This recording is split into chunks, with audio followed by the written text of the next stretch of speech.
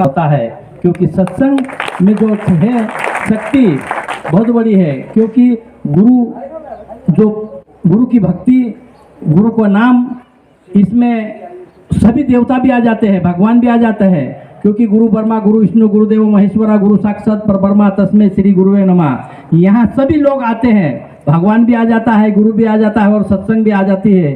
इसीलिए यहाँ तो कोई बहुत बड़ी सत्संग करने का नहीं है, यहाँ पे तो एक कार्यक्रम की योजना बनाने की है। लेकिन तुम बहुत किस्मती है कि हमारे भाई लोग ने योजना बनाते बनाते तुम सूरी सत्संग की बात तुमको सुना दी।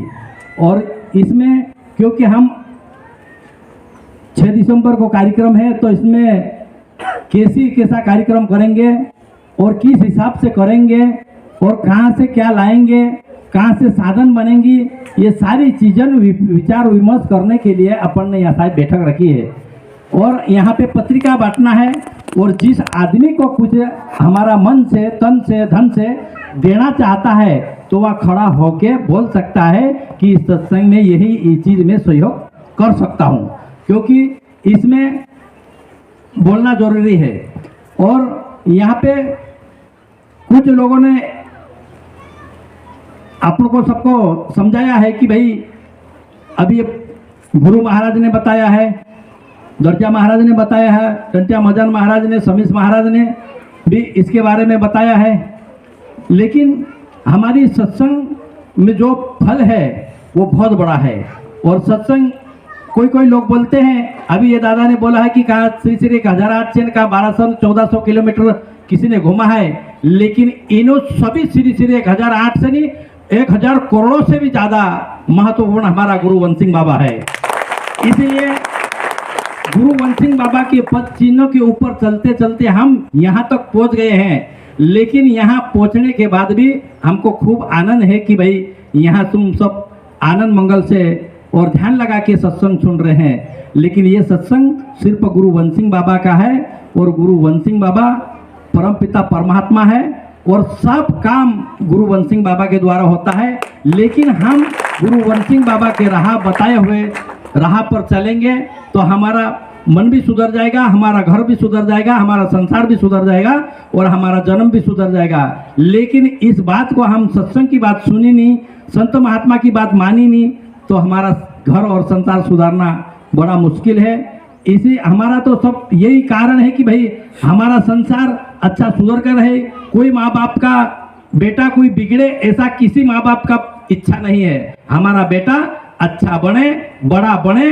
पैसा वाला बने, यही सबकी इच्छा है। लेकिन अच्छे लोगों के साथ संगत करेंगे तो अच्छा बनेंगे, बुरे लोगों के साथ संगत करेंगे तो बुरा बनेंगे। इसीलिए अच्छी संगत करने के लिए शिक्षा ही गुरु वन सिंह बाबा ने बताई है कि संगत अच्छी होगी, अच्छी संगत होगी तो सब चीज अच्छा होगा संसार में। अगर संगत बुरी होगी तो बुरा काम हो सकता है। इसीलिए कोई आदमी अच्छा बन के इन धरती पे ऊपर नहीं आता है। ये महाराज किसी ने बोला है कि बुरा महाराज ने 12 महीने तक चलता है और सारा नकल करके बताता है अपन को कि सब जानवर की नकल बताता, ऐसा बोला है। लेकिन इस धरती के ऊपर आता है तो कोरा कागज आता है, ना तो वो बुरा है ना अच्छा है। लेकिन बाद में अच्छा भी बनता है, बाद में नेता बनता है, बाद में महाराज भी बनता है, बाद में चोर भी बनता है। लेकिन किस आदमी साथ में घूमेंगे तो चोर बनेंगे, किस आदमी साथ घूमेंगे तो अच्छा बनेंगे। गुरु वन सिंह बाबा ने बताया है कि संतन जो संगत करेगा वो आदमी महान बनेगा और अच्छा विचार वाला बनेगा और अच्छा काम कर सकेंगे।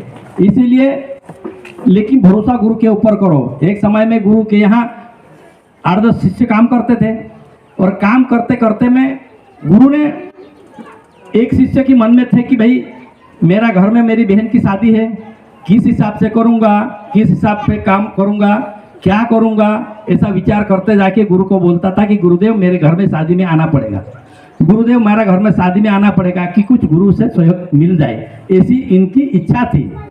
लेकिन गुरुदेव ने बोला कि मैं एक शादी वादी में जाता मता नहीं, मैं शादी में कुछ नहीं जाऊँ। तो ठीक है, फिर जाने की समय उसकी समय आ गई कि मैं गुरुदेव जाऊँ, बोले जा।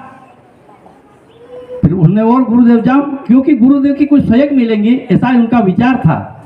लेकिन गुरुदेव ने ठीक है बैठो बैठो, बैठा के 5 अनार उनको दिया और 5 अनार देके उन्होंने कहा कि आप जाओ शादी करो।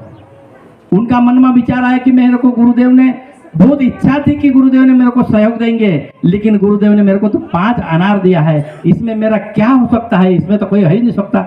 लेकिन क्या करे, गुरुदेव ने दिया है, ले जाके उन्होंने रख दिया। उसी समय उसी गांव में एक राजा था, राजा की लड़की बीमार पड़ गई। बीमार पड़ने के बाद उन्होंने वेद आया, वेद ने बताया है कि भाई इस बीमारी का साधन तो एक कोई अनार मिल जाए और इसकी जूस को अगर पिला दे तो इसकी बीमारी ठीक हो सकती है। तो पूछ लिया, फिर आप अनार मिलेगा क्या? सब लोगों को डंडी पिटवाया कि सब दूर किधर अनार मिलेगा, किधर अनार मिलेगा, लेकिन किसी का नहीं मिला। जो गुरु के घर से गुरु दिया था वही अनार के यहाँ पहुंच गया, और वो भक्तों ने कहा कि मेरे पास है, ले जाके उसको पिला दो। अगर एक गुरुदेव ने दिया है तो एक इंसान की अगर जान बच जाए तो बहुत बड़ी बात है, इसीलिए उनको ले जाके दे दिया। और उन्होंने ले जाके दे के उन्होंने इस जूस निकाल के पिलाया, और पिलाने के बाद उन्होंने अच्छी हो गई वो। तो राजा साहब ने कहा कि तुम्हारा अनार से अगर मेरी छोरी बीमार होती, अगर ये बच गई तो इसीलिए तुमको मैं जितना चाहे उतना धन दे सकता हूँ, वैसा बोला राजा ने। तो उन्होंने कहा कि मेरे को कोई धन मन तो ज़्यादा नहीं चाहिए, लेकिन एक मेरी बहन की शादी है, वही शादी कर दे तो बहुत बढ़िया। तो उन्होंने राजा को कहा कि उनकी बहन की शादी भी होगी, उनका दहेज भी होगा ना, सब कुछ होगा, धूमधाम से होगा। ऐसा उनको राजा साहब ने कर दिया। इन 5 अनार में क्या होगा ऐसा उनका विचार था, लेकिन 5 अनार जो गुरुदेव ने दिया है उसको क्या क्या नहीं हो सकता। उनका जो